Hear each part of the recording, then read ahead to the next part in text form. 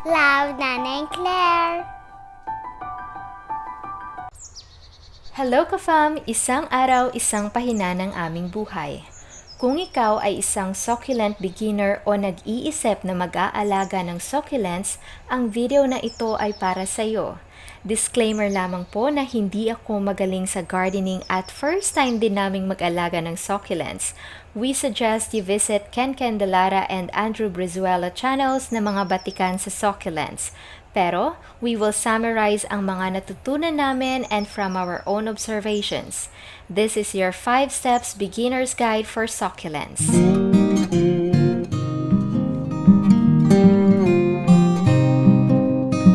Isa din ako sa inyo na hindi alam noong una ang mga pangalan ng iba't ibang succulents. Ang alam ko lang, ang ganda nilang tingnan. Pero, importante na kilalanin ninyo ang mga succulents na gusto nyong alagaan dahil iba-iba sila ng care tips. Merong mga mahihirap at madaling alagaan, merong dapat naka-full sun to partially shade run requirement lamang.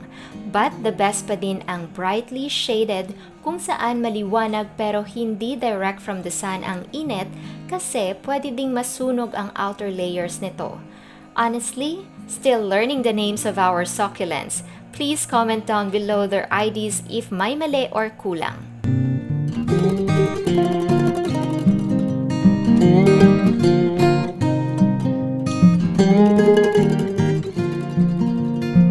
Ano nga ba ang gagawin pagkatapos bilhin ang mga succulents from the shop? Medyo matagal-tagal pa ang paghihintay bago magsimula ang repotting kaya it's time efficient if you will prepare the soil and pumice stones beforehand. Umaabot din ng 3 to 5 days ang pagpapatuyo ng soil to make sure na hindi magkakaroon ng sobrang water supply ang mga succulents after repotting. We will provide a link in the description box for the soil mix na nabili namin sa SHOPEE. Tandaan, importante na tuyo ang stones and soil mix sa repotting stage. Isa sa mga nalaman namin ay dapat hugasan at itrim ang mga ugat for air drying. Pwedeng ibabad muna sa dethane for 3 hours at patuyuin. Pwede ding hindi na itrim ang mga ugat nito.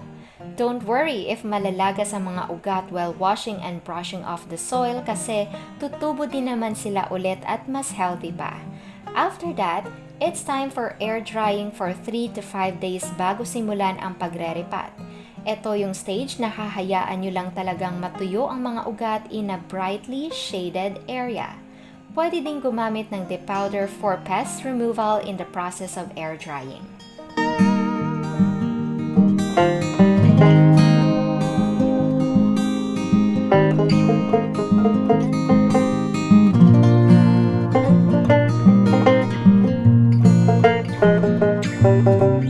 Just like other plants, pwede ka ding mag-propagate ng succulents.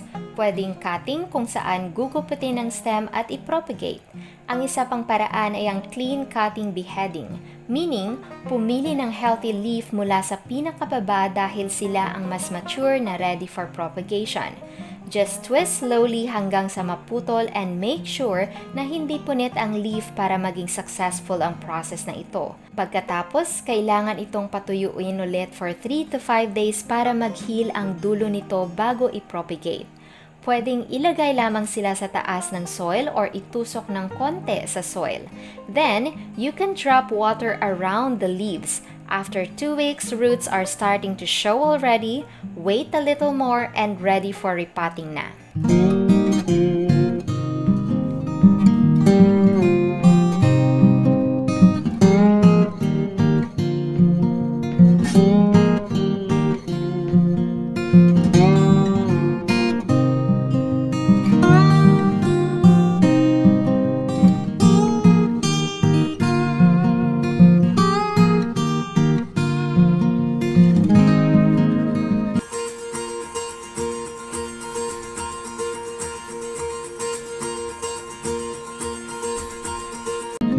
After almost 5 days of waiting, after air drying the succulents, it's time to repot and make them beautiful.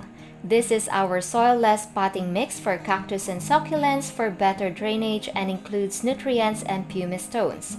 At isa sa mga recommended fertilizer is the Osmocote 1414 slow release na ang 10 pieces per pot can last up to 4 to 5 months. You heard it right. Do not overfeed your plants. Ang ginawa namin, naglagay kami ng 5 pieces of Osmocote sa gitna ng potting mix, add 1 layer of soil, and finally our succulent. Add another 5 pieces of Osmocote and beautify it with more pumice stones, pangdagdag bigat na rin sa pot para hindi madaling matumba.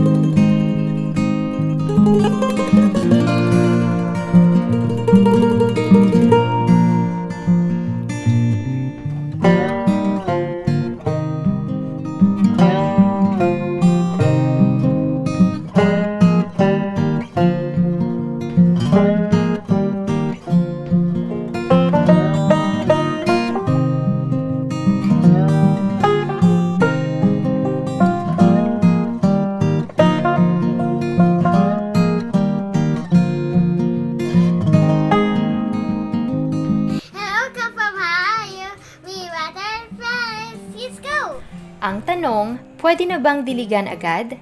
Ang sagot, hindi.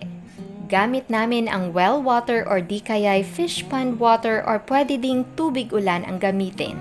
Laging nakikita na water spray ang gamit sa pagdidilig pero nalaman namin na mas magandang gamitin ang syringe para hindi magkaroon ng water crystals or marks sa mga dahon ng succulents. Hi, KaFam, because we watching our friends. Because Nanay, say hello to KaFam. Nanay, say hello. Siyempre, gusto nating maganda silang tingnan. One golden rule for succulents, do not overwater. Test the dryness of the soil. If you are not sure, it is better to delay 1 day of not watering. Pagkatapos eripat ang succulents, hayaan muna ang mga ito for 1 week bago diligan. So, after repotting, no. After 7 days, yes. At dahil sa climate natin sa Pilipinas, it is best na huwag biglain ang newly repotted succulents sa full water. Instead, introduce 10 to 15 ml only once or twice a week hanggang ma-stabilize ang growth. What I've learned is that propagating and repotting succulents lead us to zero care again. As if they are new, as if they are vulnerable. Pero sabi nga nila, huwag masyadong i-baby ang mga succulents. So, kahit wala kang green thumb or busy ka, succulents are good plants for you. Therapeutic na, hindi pa mahirap alagaan. Enjoy gardening everyone. Love, Nanay and Claire.